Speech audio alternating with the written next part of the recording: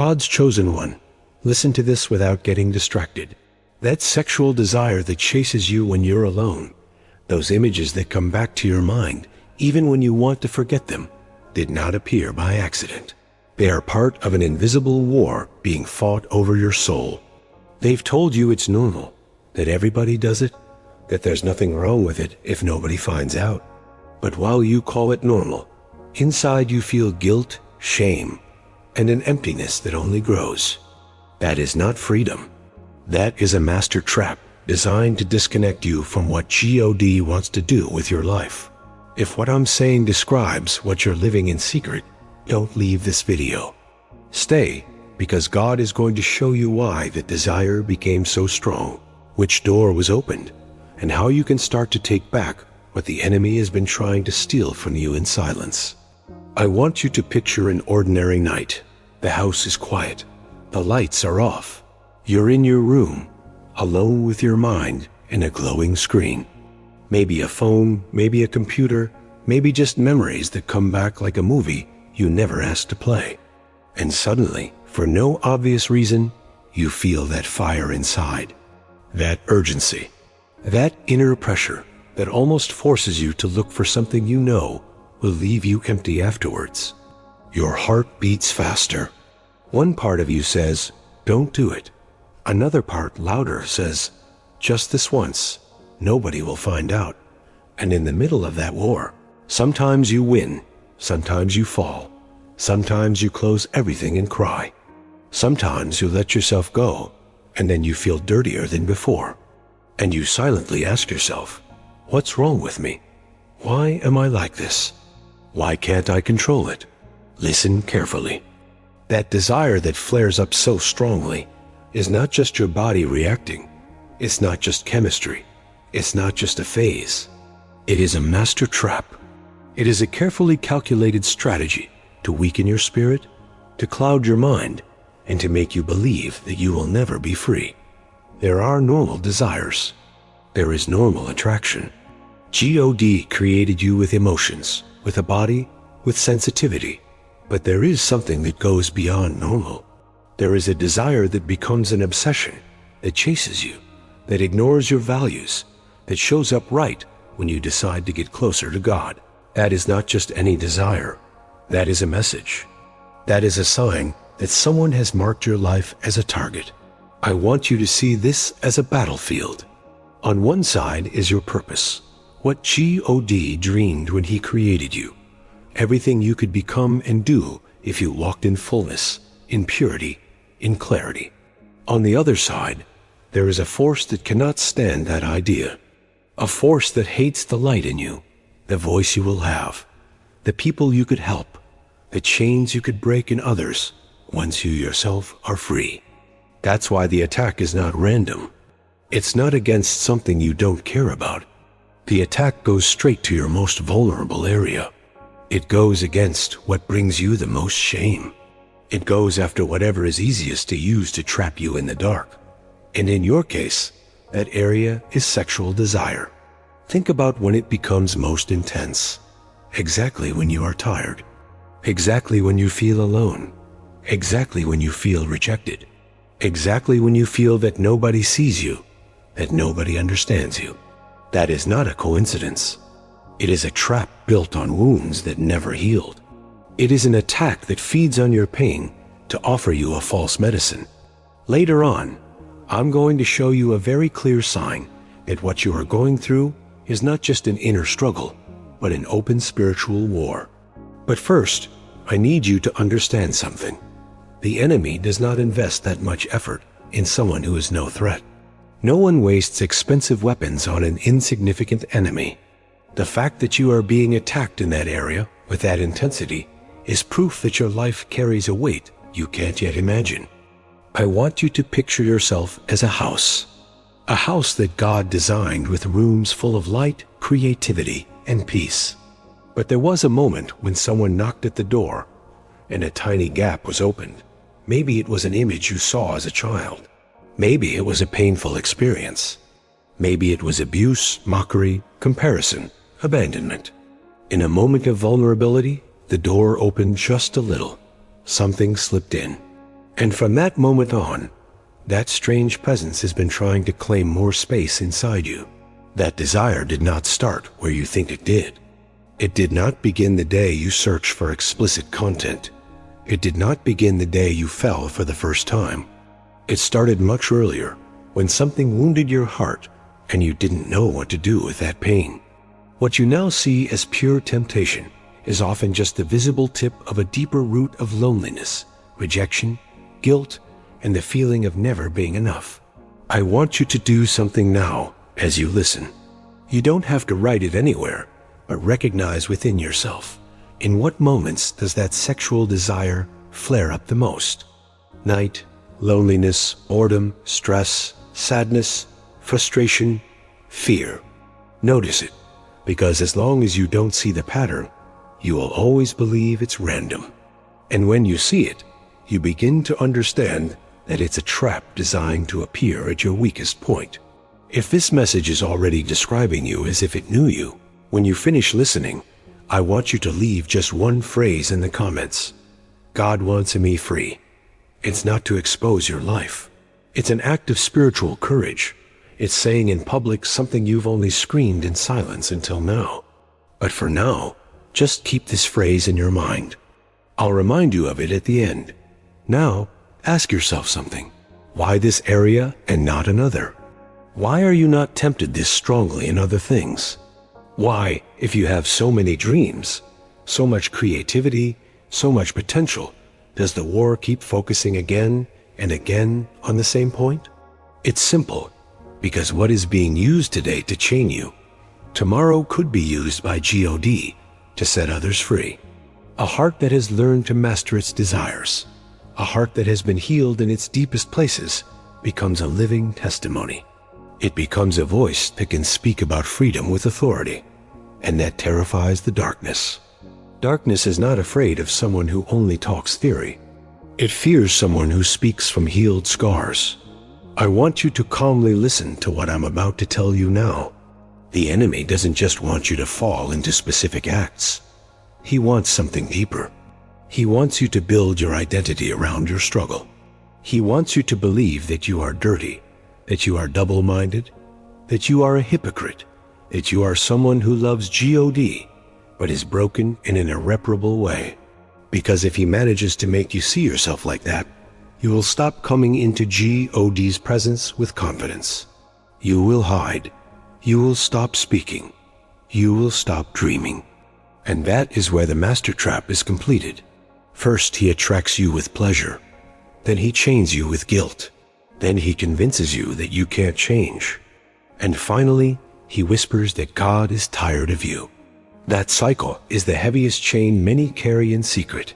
Pleasure, guilt, promise to change, fall, more guilt, more shame, distance from God, and so on, over and over again. I need to tell you a truth the enemy hates. God is not surprised by your struggle. God is not scared of what you feel. God does not see you as a lost cause. He knows every thought that shamas you, every search, every fall, every tear no one saw. And even so, he still calls you chosen. Not because what you are doing is okay, but because what he placed inside you is greater than the trap surrounding you. Later, I'm going to show you very concrete steps so that in the exact moment of the attack, you have something different to do, a new reaction, a way to turn that fire into something that doesn't destroy you, but strengthens you. But before that, I need you to understand why that desire has become such a dangerous door. When you give in to that impulse over and over again, something starts to happen inside you. Your sensitivity to the voice of God gets weaker, not because God stops speaking, but because your mind is so full of images, fantasies, and noise that it's as if there were constant interference. It is like someone is shouting inside your house while another person tries to speak to you in loving whispers. The enemy knows this. He knows he doesn't need to pull you out of the faith to shut down your influence. He just needs to keep you distracted, confused, exhausted, and ashamed. If he can fill your nights with guilt, your days will be full of spiritual fatigue. And when you're tired, you won't have strength to focus, to pray, to learn, to love. In the end, that master trap doesn't only steal your purity. It steals your energy, your focus, your time, your creativity, your ability to hear God.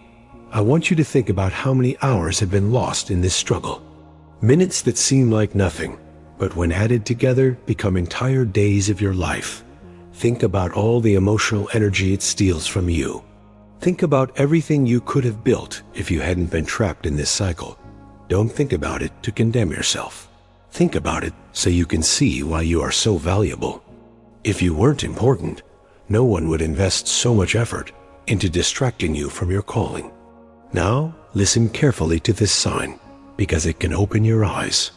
That struggle becomes especially intense when you are about to take an important step, when you decide to change your environment, when you start to leave friendships that aren't good for you, when you decide to seek God more, when you set your heart to break destructive habits.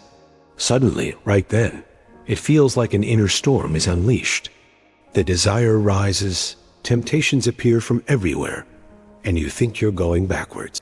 In reality, many times that is darkness reacting to a spiritual advance you are about to make.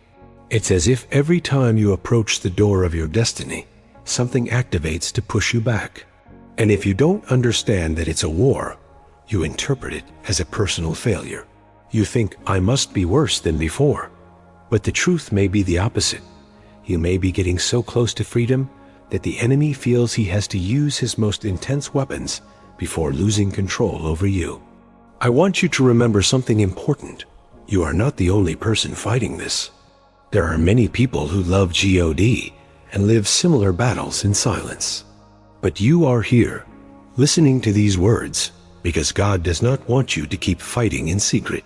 He wants to bring this war out of the darkness into the light, because what stays in the dark grows stronger, but what is exposed to the light begins to lose its power. In a moment, I'm going to give you a specific action you can take to start breaking this cycle today. But first, I want you to see yourself the way God sees you, not as someone dominated by desire, but as someone in the process of recovering their true identity. You are not your history. You are not your search results. You are not your falls.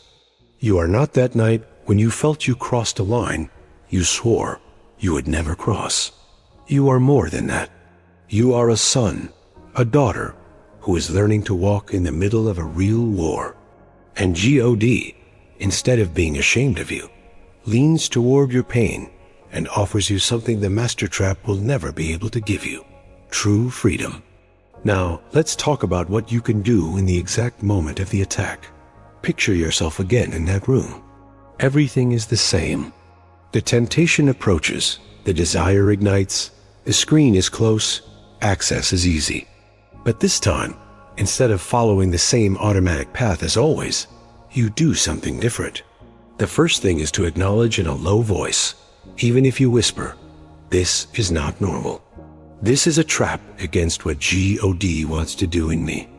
When you name it, you stop seeing it as a game. You stop seeing it as something innocent. You recognize it as an attack. That simple phrase already starts to change the atmosphere. The second thing is to break isolation. Sexual desire becomes stronger when you are alone, not only physically, but emotionally. You won't always be able to call someone in the middle of the night, but you can stop keeping this war completely hidden. You need at least one spiritually mature person, someone you trust, with whom you can be honest without masks. When you decide to open up your struggle to someone safe, shame loses part of its power. The third thing is to redirect the fire. That impulse you feel is energy. If you use it to fall, it destroys you. If you bring it into God's presence, it can become spiritual strength. It may sound strange, but when you feel that urgency, instead of running to the screen, you can say, "God, here is this fire. I don't deny it. I don't hide it. I don't try to dress it up. I bring it to you. Give me a new direction for this." At first, it may be hard. Your mind may be so conditioned that it seems impossible. But I can assure you of something. If every time you feel that impulse, you make the effort to lift at least one honest prayer, one prayer without masks, something will begin to change. Maybe you won't see it in a single night, but over time, you'll notice that the strength of the attack is no longer the same. Later in this message, I want to guide you through some simple phrases you can repeat when the attack comes, not as magic words, but as truths that align your mind with what God says about you. Before that, I want to talk to you about a very subtle lie that keeps many in chains. The lie goes like this: I will always be like this. I will always be a slave to this. I've tried everything. I can't change. That phrase does not come from God. It comes from a voice that wants you to confuse your process with your destiny. Yes, you are in a battle. Yes, maybe you've been in this for years. Yes, maybe you've fallen many times. But that is not a final sentence. That is a description of where you are, not a definition of who you are. God does not point at you with contempt. He reaches out his hand to you in the mud. And when you decide to take his hand, you're not alone. Darkness wants you to think you're fighting something bigger than you are. And it's true. It is bigger than your human strength. But it is not bigger than God's strength in you. If you've made it this far listening, I want you to do one more thing. When this video ends, besides writing, "God wants me free," I want you to choose one trusted person and tell them that you are making a serious decision about this. You don't need to go into every detail. You don't need to confess every thought. But you do need to break the pact of silence that has covered your struggle. When you do that, something breaks in the spiritual realm. You are no longer isolated prey. You become a warrior asking for backup in the battle. Now, I want you to repeat these words inside yourself, or in a low voice, not as a simple text, but as a declaration over your life. You can pause and repeat them if you need to. I am not a slave to this desire. I was created by God with purpose and value. This desire does not define who I am. It is not normal for it to steal my peace. It is not normal for it to pull me away from God's presence. I recognize that there is a master trap set against my life. But today I choose to believe that God is greater than my struggle. I was not born to live hidden. I was not born to live in shame. I was born to walk in freedom, in purity, and in purpose. As you say this, you may feel resistance. Your mind may tell you that you're being a hypocrite, that it's not true. That reaction is normal when you've spent so much time believing the opposite. Don't stop. Truth is not measured by what you feel in the moment. It is measured by what God says about you. I want you to think now about the people who could be impacted if you walked in freedom. Family members, friends, future generations. People you don't even know yet. Every time you choose to resist, every time you choose to turn off the screen and bend your knees, every time you turn the fire of desire into an honest cry, you are not only fighting for yourself, you are fighting for everyone who one day will come to you looking for answers. The enemy wants you to see this battle as something small, as something private, as something that's only about pleasure. But in reality, it is a war over your destiny. If he manages to keep you trapped in this, he will limit what you dare to dream, what you dare to say, what you dare to believe. That is why this topic is so serious. Not because God wants to condemn you, but because God wants to see you walking in what he planned from the very beginning. If you feel that this message is for you, that it has spoken directly to you, I want to ask you for something else. Share this video with someone you know is silently struggling. You don't have to explain anything. Just send it. It may feel uncomfortable. It may scare you. But maybe that simple action will be the spark God uses to start a process of freedom in someone else. Before we end, I want to go back to the beginning. That feeling that sexual desire is chasing you and won't leave you alone. Today you've seen that it's not something normal, that it's not just biology, that it's not just a phase. You've seen that it is a master trap designed to slow down your purpose. But you've also seen that God does not leave you alone in the middle of that trap. He gives you awareness. He gives you truth. He gives you tools. He gives you people. He gives you His presence. Your part is not to give up. Your part is to stop calling normal what is destroying your peace. Your part is to answer God's call that says, get up, come back to the light, don't hide anymore. If you've made it this far, I want you to use the comments as a place of courage. You don't need to tell your whole story, but you can leave a sign that you are taking this seriously. Write, God wants me free. And if you feel it, add a short phrase like, I don't want to stay the same. That is not just for the algorithm. It is for your soul. It's like writing a visible agreement that you will not stay seated in the dark.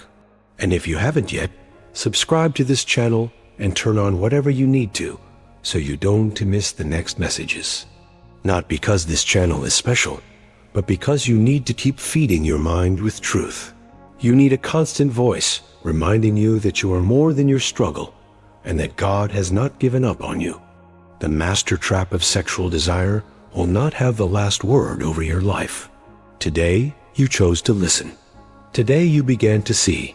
And what is seen can be faced.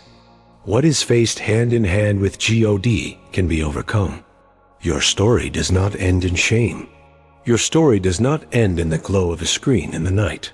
Your story continues, and it will be written by God's grace and by your decision not to stay down. You are a warrior. You are a warrior. You are a temple where God wants to dwell in peace. You are someone over whom a war is being fought. And today, you have taken a step to stand on the side of the light. Walk in that truth. Come back to this message whenever you need it. Share it. Declare out loud that God wants you free. And don't to forget this. Every battle that seems impossible today can become tomorrow the testimony that breaks chains in others.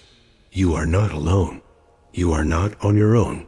God is with you in this war.